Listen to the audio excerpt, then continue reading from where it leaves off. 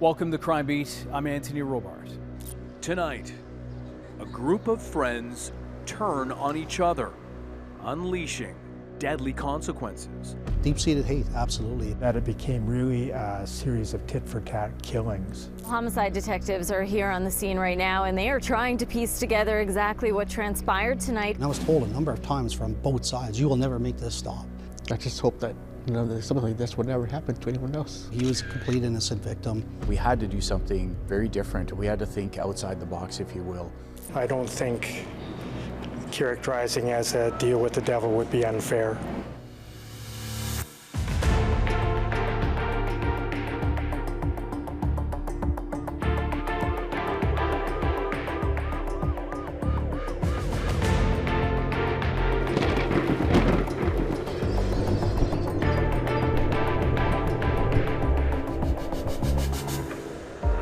Here now is Nancy Hixt with The Crossfire. January 1st, 2009 was a particularly cold day in Calgary, with temperatures dipping to minus 30 degrees Celsius. That day, Samoan-Canadian Kenny Sua braved the bitter cold and went out to eat to celebrate the start of a new year. The first restaurant he went to was closed, so Sua headed to the Bolsa Vietnamese restaurant in southeast Calgary. But the 43-year-old's meal was interrupted.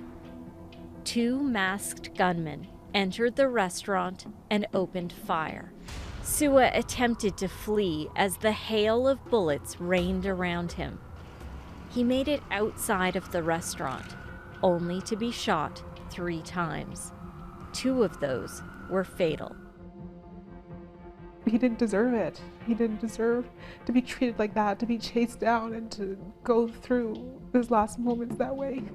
Kenny Sua was an innocent man, killed in the deadly crossfire of a feud that began nearly a decade earlier. We'd probably go back into 98, 99. At that point in time, both these groups were one cohesive group of individuals, a group of males that were involved in small-time drug dealing. A lot of the guys knew each other from high school, or either went to the same school together, or they were in the same community area, growing up in the same area. So they were at one point mostly friends. But in the early 2000s, that group of friends had a falling out. All the information I had was the main cause of the rift was imbalance in who was distributing and who was running the small drug networks that they were involved in. That was the main key. But there was other incidental things that occurred. There was incidents over a girlfriend that we heard that one guy was dating a girl and the next guy ended up dating the same girl, and there was some animosity because of that. Basically, as juveniles, the whose side are you on, you with me, you with them type thing. And it became more of a division in this group. And then as they interacted, there was the assaults and one-on-one fights, and turned into more group fights. And that had led into now fights with baseball bats and machete attacks. Kind of came to a head back in February of 2002 when 2 groups were out at the bar celebrating a birthday, and Adam Mui was there with his brother at a karaoke bar downtown. And there's bad feelings between these groups. A fight breaks out outside of the bar. Adam's stabbed, his brother's injured. In the end of this whole altercation, Adam ends up dying here. You want to put the gate or the safe here? Just months later, in the midst of holiday shoppers, shots were fired at a busy Calgary mall. One of the bullets went through the window into the Indigo store, so it is December 23rd, and the stores are busy, and yes, other people were in jeopardy. According to court documents, this shooting precipitated the complete split of the group into 2 rival gangs. And they were recognized as the fresh off the boat, which essentially is newcomers to Canada, fresh off the boat, meaning a transport vessel bringing immigrants. It was my understanding of where it came from. And then it became the fresh off the boat killers when there was a division between the groups. It did start off as fresh off the boat. As time went on, members of the FOB didn't really like that name, so they began to call themselves Forever Our Brothers for FOB. But I always call them the FOB and the FK just as a shorthand. There was instant animosity and violence. And there was the drive-by shootings, which ultimately escalated into human hunting. There were a series of very public executions. Police said they found hit lists, complete with names and faces. That became their full-time role, was to locate and shoot and murder individuals. And it was very much, you kill my friend, I'm going to go kill your friend. And in the Crossfire, investigators said the gunman didn't always hit the intended targets.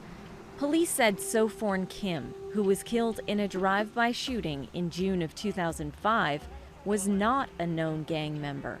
He was just there at the wrong time, wrong place at the wrong time, and he was innocent for sure.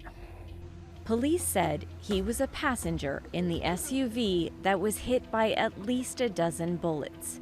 A couple of my friends called me because he wasn't answering his phone, and I went down because I heard there was another drive-by shooting because my friend drove by, and it was a CRV, and I known that his friend drove a CRV, so I went down, and that's how I found out.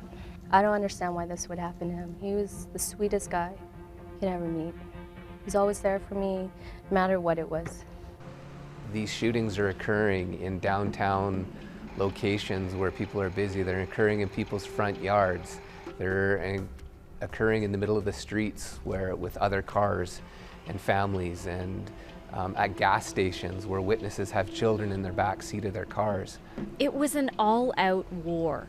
Within the first 5 years, a dozen gang members were killed. Funerals were held for each of them, many buried side by side in a cemetery on the outskirts of Calgary. There was a heavy police presence at each memorial. The risk of violence was high, even towards the media. Families would like you to leave if you're shot. Tough. They're threatening to shoot us? You betcha. I mean, you can't film this, you piece of. The funerals also gave police a chance to track down wanted gang members. Police said this man was a part of the FK. He was ordered to be deported in 2004 for serious criminal behavior, but it took years before he was sent to Vietnam. What's that? Are you going to try to come back? Yeah. Investigators used every possible method to disrupt the gang war and stop the violence. These two groups, they were sophisticated in some ways in that not only were they involved in the drug trade, but they also had access to lots of weapons. They were hiding weapons in secret compartments and all kinds of other things that they were doing to try to defeat law enforcement. It became a race against time for the police to try to suppress the crime as we know that they're happening, as well as trying to actively work on the investigations from a multitude of angles, whether it's drug trafficking, gun trafficking, breaches, new conditions.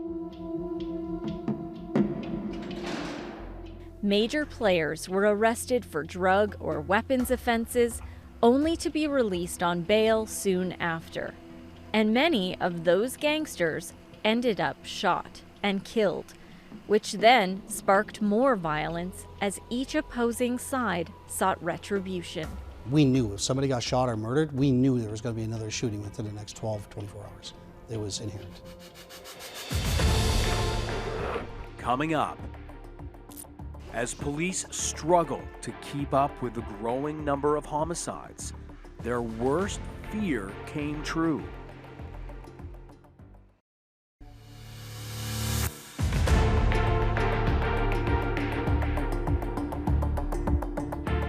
Welcome back. A deadly gang war claims collateral damage. Here's Nancy Hicks with The Crossfire. As tensions between the FOB and FK gangs escalated, the brazen murders continued. Gangsters were gunned down in broad daylight. Police struggled to keep up, and fear was growing that innocent bystanders would get struck in the crossfire. It was a lot of not well calculated retribution that occurred, and it's significant jeopardy to the community and threat to just the average person. You could be walking your children on the street. You could be sitting in a restaurant, which happened, and you could be near, beside, behind, just walking in, and there's a shooting that takes place as one group tries to target somebody from another group, but again, you could be injured or your family could be injured. So it became a very high priority for us to not only suppress the shootings and the activity that was going on, but also try to identify who's responsible and put them in jail. And you don't want to be telling the community that it's unsafe to be here. This is our community, it should be safe. But because of these two groups and their actions of those people, it wasn't safe. And it was very, very frustrating because we were struggling to get a handle on it. And then their worst fears came true. This was on October of 2008. Again, it's a typical night out where people are out celebrating a birthday and go out for the evening with friends. And after they're at the bar, a group of people decide that they're going to go get something to eat. So the group travels up to the Food in East restaurant. It's after hours. The restaurant is actually locked from the inside so that the patrons can finish their meals in there. A typical night out with friends, and all of a sudden 2 people come into the restaurant with guns. Numerous shots are fired at this table, resulting in 2 people dying, 2 additional people being injured, one with life-altering injuries. The investigation revealed that members of the FOBs thought a member of the FK was in the restaurant. But police believe the FOBs got wrong information, and innocent people died, including Tina Kong and Kevin Sess. She should not have been a victim of a crime, and no more should have Kevin. It was suspected that they had some associations or some relationship with the FK side, but there was nothing concrete, nothing confirmed. Tina was a nursing student that happened to be out celebrating with some friends that night as well. It was a spotter who had identified a table of individuals that they believed were associated to the rival group that placed a phone call for that crime to happen that night. Both murder victims were friends with Sareth Kuhn. Well, Kevin was just a really great friend, inspirational. He wanted to be all he can be too. I want her to remember as a great person. High positivity, She had a lot of things going on in her life, And it got shortened out too early. Sareth was there that night too, and was also caught in the hail of bullets.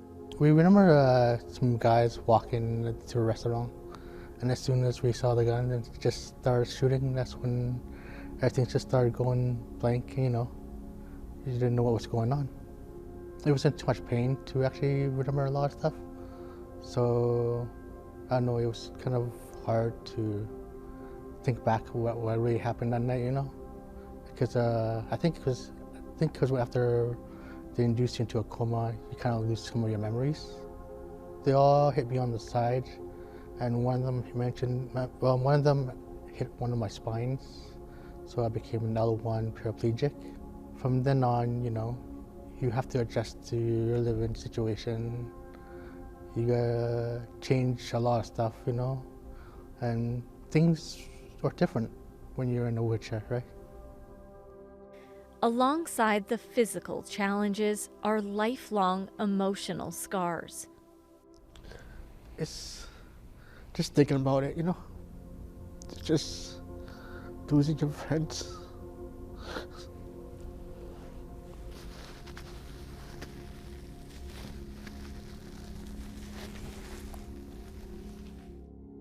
They weren't the last victims of the collateral damage.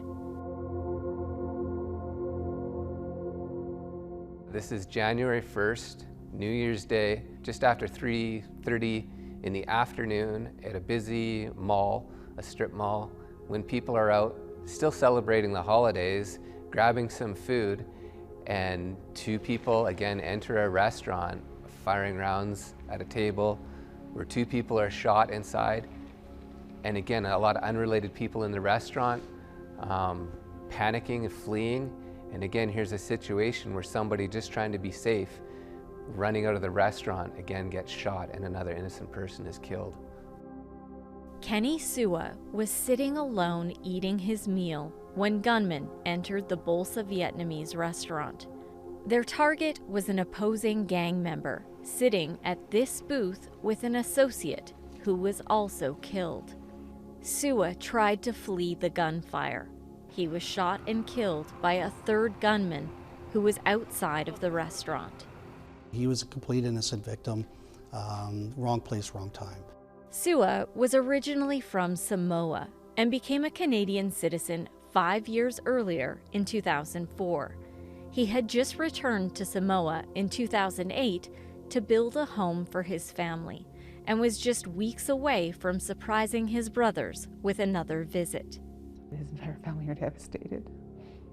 Anyway, I just really feel for them, you know, because they're not here to look out, you know, to look out for him and to remember him. And it's like a foreign country, and his parents have been here twice, so they know Canada, but it's supposed to be a safe place, and they probably thought their son was safe.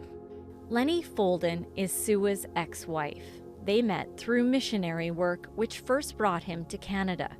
They were married for a decade and remained close friends following their divorce.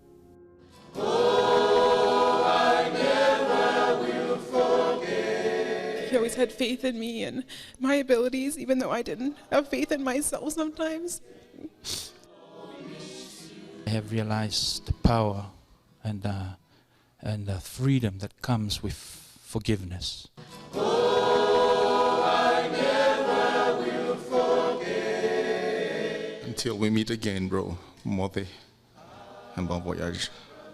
Rest in peace. I forgive those who did it.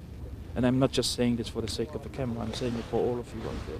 I forgive them, and I forgive them. And that's a victory to my brother. While Sua's family offered forgiveness to his killers, his murder sparked outrage in the community. The act that was committed is an act that's so heinous in its very nature that we will not give up on our efforts to find the people responsible. The triple homicide at the Bolsa restaurant brought the death toll up to 24 over the first 7 years of war between the FOB and FK gangs. And with the exception of the very first homicide at the karaoke bar in 2002, the murders went unsolved. Every single one of these homicides were investigated very thoroughly, and the investigators did everything they could. But these files started to become cold. There wasn't new information coming forward. There were no new witnesses coming forward, and it continued to escalate. And there was a retaliatory piece where they continued to kill each other. Police said forensic evidence wasn't helping push the investigations forward. They were careful on wiretaps, they were careful with DNA, and they were careful with fingerprints. Unfortunately, not a lot of admissible evidence that would help the Crown was obtained despite all the effort the police put into it. And then there was a code of silence. I can tell you that one particular file that the victim was sitting with his very best friends, and was murdered. And the best friends refused to cooperate. And even when the suspect himself was murdered, we were able to go back to those friends and say, okay, suspect's dead, not going to court, tell us what happened. And only 2 of them told us what happened. And the question that we asked was, what could we have said at the time that would have given you a sense of comfort that you could share with us what you saw? and what they said was nothing. While these gangs were fearless in their pursuit of opposing gang members, there was always fear of retribution for themselves or their families if they cooperated with police. And so they would rather say nothing and watch their best friend die and the killer continue to be in the community. That's difficult. That is a difficult thing for investigators, and we're not going to solve those cases unless we're doing something absolutely creative or we get community help. After the break, police use a Mr. Big sting operation to try and garner a confession in the Bolsa triple murder.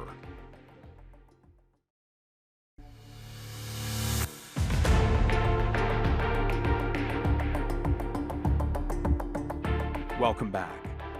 With multiple innocent victims now killed in the crossfire, police use covert techniques to garner a confession. Here's Nancy Hicks with The Crossfire. It seemed nothing could end the war between the FOB and the FK. It became really a series of tit-for-tat killings. The FOB would seek revenge for a killing by the FK would seek revenge for a killing by the FOB, and eventually between say 2000 and 2009 there were 25 killings that we attribute to either the FOB or the FK. We had knowledge and information at times that people were in significant threat and were being targeted. But I'd ask guys, you know, gang members, specifically heavy-duty gang members, if you were in my shoes, how would you make this stop? And I was told a number of times from both sides, you will never make this stop. They killed my friends, we're going to kill their friends. You have multiple cars driving up busy roads, shooting at each other. It was pretty clear that we needed to do something or we were going to have more innocent people killed. Police were able to narrow down their suspects in the Bolsa triple murder, but they still needed more. There's a big difference between knowing what happened and being able to prove what happened in court. And the police had information from confidential informants in most cases who were not gang members, sort of the word on the street about who had done what. Behind the scenes, police tried a covert strategy to target a key suspect. They used a Mr. Big sting operation, where an undercover officer played the role of a criminal kingpin or a so-called Mr. Big. Through that, investigators got their first real break. We walked in the door, put our masks, put our gloves, put a hood, walked in, saw our target. Basically, the target saw us right away. They knew exactly what was coming to them. It was a full confession. Riel Honorio detailed each of the homicides, including the death of Kenny Sua, the innocent bystander. They hid, moved the chairs, moved the fucking table, see him coming, asked him for his life, boom, boom, boom. Kid that set him up, boom, boom, boom. Their buddy, that's supposed to be the bystander, got out of the table, ran behind us. He ran out of the door, boom, boom, boom. The kid was like screaming, trying to hustle his way out of there. The guy just booked it. It was the quickest thing I've ever seen in my life. Riel Honorio was arrested on June 9, 2009. He was charged with 3 counts of first-degree murder. Not long after that, 2 other key players in the FOB were also arrested and charged. Nathan Zuccarado and Michael Roberto also faced 3 counts of first-degree murder. To me, closure is all of the people arrested and charged and convicted and punished. You know, to me that would bring closure, but the sad thing is that none of that will bring Kenny back. In the fall of 2011, the first of a series of trials related to the Bolsa triple murders got underway. Michael Roberto and Nathan Zuccarado were both accused of the first-degree killings of FK gangster Sanjeev Mann, his associate Aaron Bendel, and innocent bystander Kenny Sua. Today, the jury heard eyewitness accounts from people who were inside of the Bolsa restaurant at the time of this shooting. This was the first time details of a deadly New Year's plot were made public. The FOB decided that they would wreak revenge by killing Sanjeev Mann. The plan they developed was that they would kidnap Aaron Bendel, who was a low-level drug dealer who was supplied by Sanjeev Mann, and force Aaron Bendel to take them to Sanjeev Mann where they would kill him. That's exactly what happened. Aaron Bendel took a group of people to the Bolsa restaurant on New Year's Day in 2009. One of the FOB members killed Sanjeev Mann. Another killed Aaron Bendel so that he could not be a witness against them. And Kenny Sua was a totally innocent bystander who was caught up in what happened. Key evidence came from a Crown witness, someone with inside knowledge of the murders. The man can only be referred to as MM. He's been granted immunity in exchange for his testimony in this trial. He was a low-level member of the Fresh Off the Boat, the FOB. Tonight, a verdict has been reached in the trial of two of the men responsible for the deadly shooting at Bolsa restaurant. The family of Nathan Zuccarado cried in court as the jury delivered their verdict, guilty on all 3 counts of first-degree murder. Moments later, the same fate delivered for Michael Roberto. After months and months of investigation and trial preparation, this is a major victory for Alberta Justice and Calgary Police. Just a few months later, in early 2012, Rial Honorio stood trial. The Mr. Big sting operation was played in court. Just that face of death. He didn't know what to do. Just shot this. Didn't know it was us, but he knew what was coming. When he knows he was gonna get it. That's the odds that he gave. He didn't say nothing, didn't scream, he just knew it. Just froze. A jury convicted Rial Honorio of 2 counts of first-degree murder in the deaths of Sanjeev Mann and Aaron Bendel, and 1 count of second-degree murder for the death of Kenny Sua. But then, there was an unexpected twist. Well, the defense lawyer for Rial Honorio calls the confession a game changer. MM confessed to being the sole shooter. He made an admission to an RCMP officer in Saskatchewan last July. But that information was never passed along to the prosecution and defense here. The implications, including the potential financial costs, could be huge. And he stated things to the police in Saskatchewan while he was intoxicated that were inconsistent with what he had told the police and what he had testified to.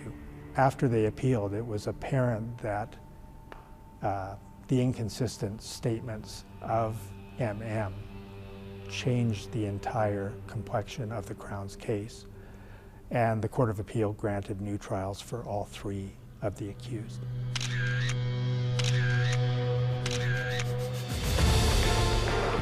After the break, with justice for innocent bystander Kenny Sua in jeopardy, investigators work on a new strategy. That's coming up after the break.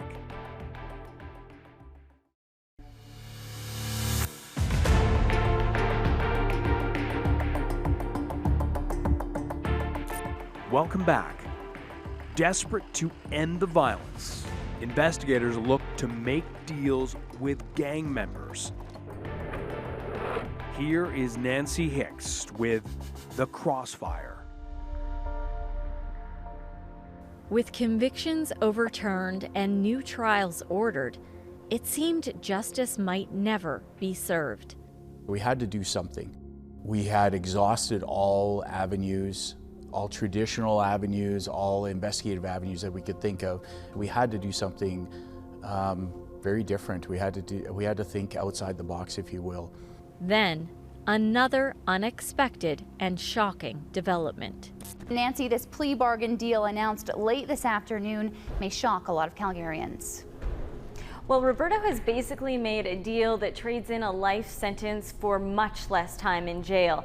Now he will serve 16 years in jail, but with credit for time already served and time in remand, that goes down to 7 years and 9 months left.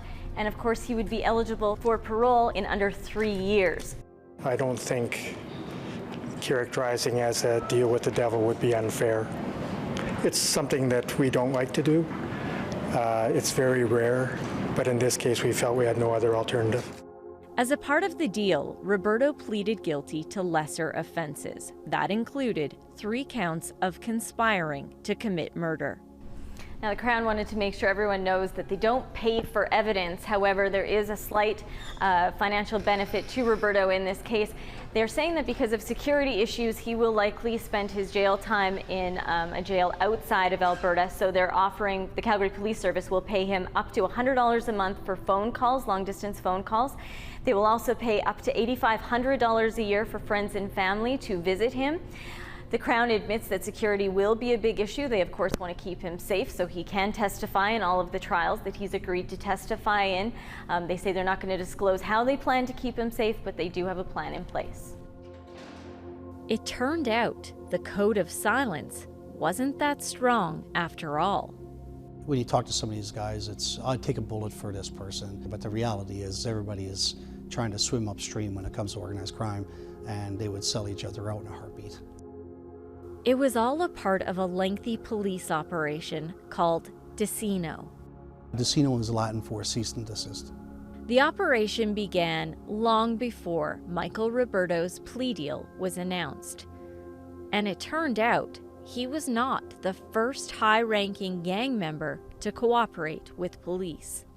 We gave consideration to 2 individuals who had clearly committed first-degree murder. One of those is a person we cannot name, and the other was Michael Roberto. The identity of the first gangster to turn is protected by a court-imposed publication ban.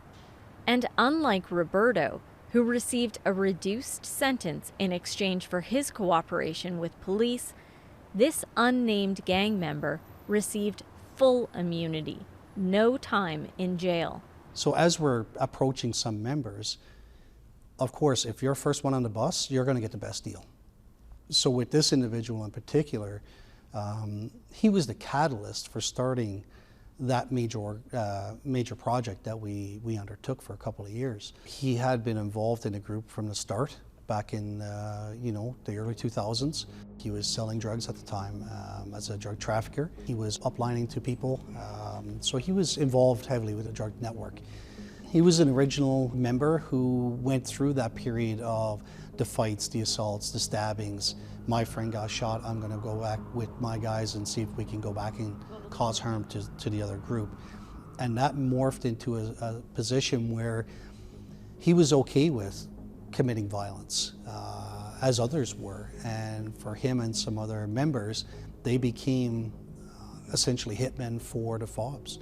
Their role was to do surveillance, go around looking for individuals to shoot or murder. It was during one of his prison terms that police convinced the gangster to aid in their investigations. I went with him on one of our first visits to go discuss this, and we recall driving up together, typing up our operational plan, what we proposed to do here, which was started off as a 2-page document and then eventually progressed to being a multi-year operation focusing on ending the violence between these 2 gangs. He was agreeing to work with me in looking back at some cold case files and providing information to structured organized crime groups, all the things that they've been involved in, all the things that that person's been involved in, and also what everybody else had been involved in, and providing intimate details on murder. I think there was quite a bit of disbelief because of the position that this person held. I mean, you're looking at somebody who we knew had been involved in violence, had been involved in homicides. We didn't know exactly at the time to what extent, but we knew that that person had been involved in murders, and they were one of the original members. The cooperation from Michael Roberto and the unnamed gang member allowed police to push forward in a number of cases that investigators said would have likely gone unsolved. It's not an optimal situation.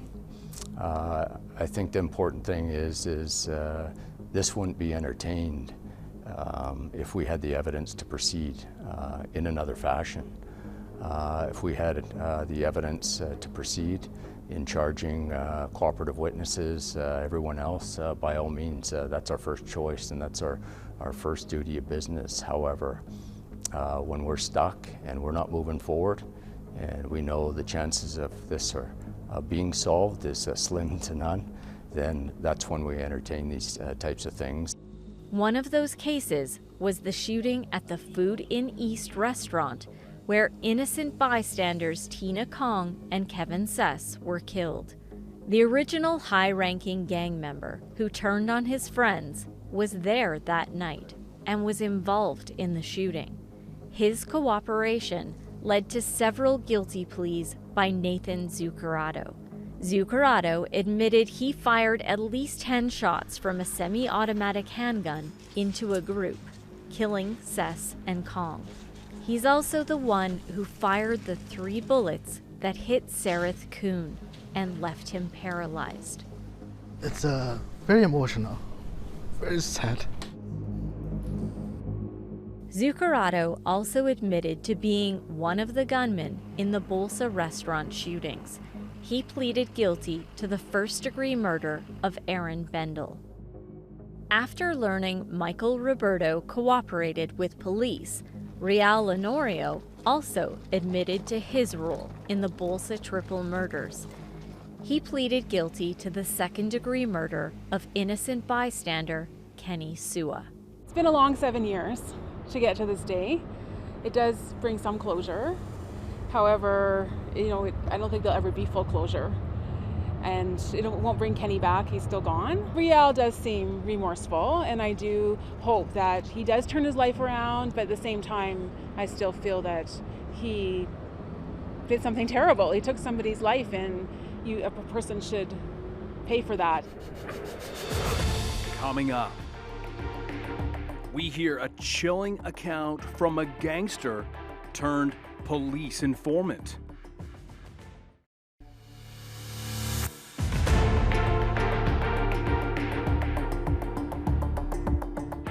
Welcome back. 2 gangsters turned informants help police. But is it enough to end the violence?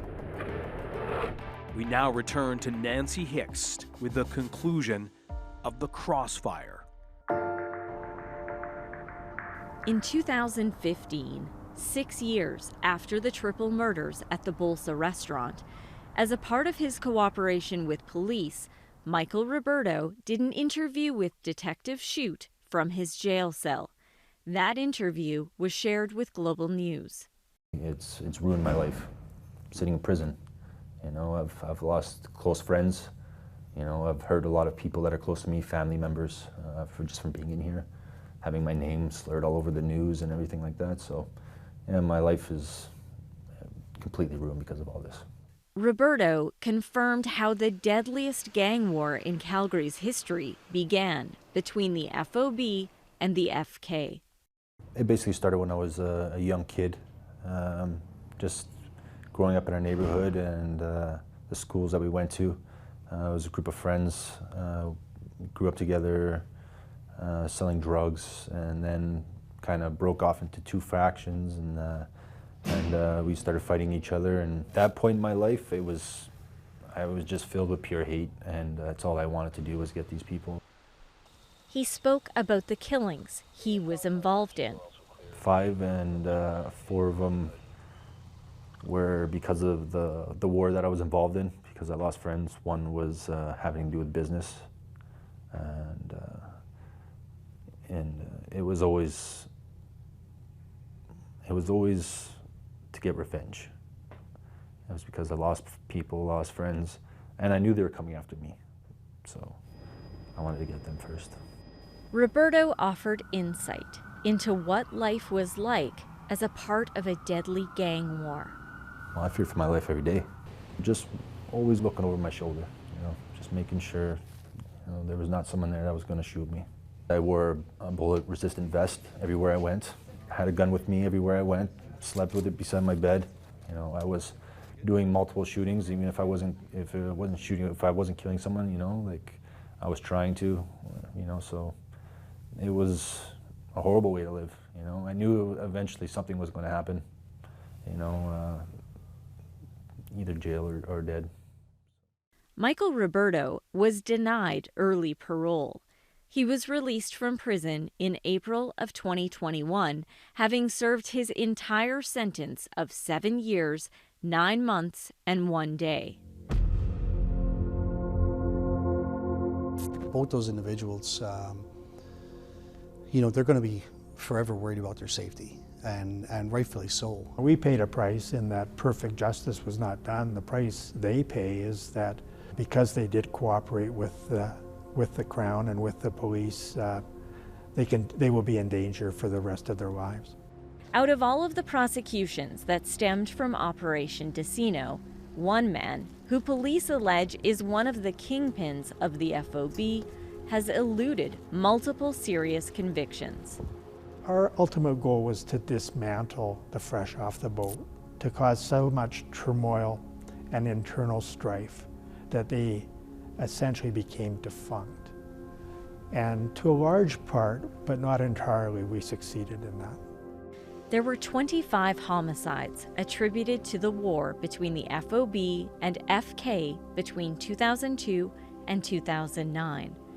All but one remained unsolved until Operation Decino, when the two FOB turned on their friends. I would say we pared it down by 6. So we were able to essentially solve the murders of Kevin Anaya, to solve the murders of Tina Kong and Kevin Says, and to solve the murders of Sanjeev Mann, Aaron Bendel, and Kenny Sua. Now, we believe, although I can't prove it, that many of the people who killed the other 19 have now been murdered themselves on both sides. Although Decino quelled some of the violence, it didn't stop altogether. According to police, from 2009 to 2023, there have been another 25 homicides in Calgary and surrounding areas directly related to the FOB-FK gang war. During that time, many remaining FOB and their associates have been targeted and killed. Sources confirm 2 people are dead after a shooting here at about 8 o'clock tonight. To make matters worse, police say the suspect remains on the loose. The problem is, the FKs have never cooperated with investigators, and they're still very much active. Well, the FK, in my opinion, is still actively involved in the drug trade, not just in Alberta, but in other provinces of Canada and also overseas. They have not forsaken violence. They continue to engage in violent acts separate and apart from their drug dealing. In late 2022, police were called to this scene after the murder of a longtime high-ranking FOB, who was only released from prison a few months earlier. There is evidence that the vendetta is continuing, but it appears to be much more one-sided now because the FOB has been effectively dismantled and just does not have the resources to respond. Well, I think with the FK, we just need one breakthrough. We have all sorts of intelligence regarding many murders committed by the FK. We're a hair's breadth away from charging many people with those deaths, and I hope to see the day when that happens. The issue is, as long as the vendetta and violence continue, the risk to the public and innocent bystanders continues. I just hope that, you know, that something like this would never happen to anyone else. Over the years, there have been multiple operations targeting members of the FK. One of those resulted in charges being laid in 3 killings. Approximately, however, 40 homicides from this deadly gang war remain unsolved. I'm Anthony Robart. Thank you for joining us tonight on Crime Beat. To learn more about this case, subscribe and listen to my Crime Beat podcast for free on Apple Podcasts, Spotify, or wherever you find your favorite podcasts. And for previous episodes of Crime Beat TV, go to the Global TV app, visit globaltv.com, or check out our Crime Beat YouTube page.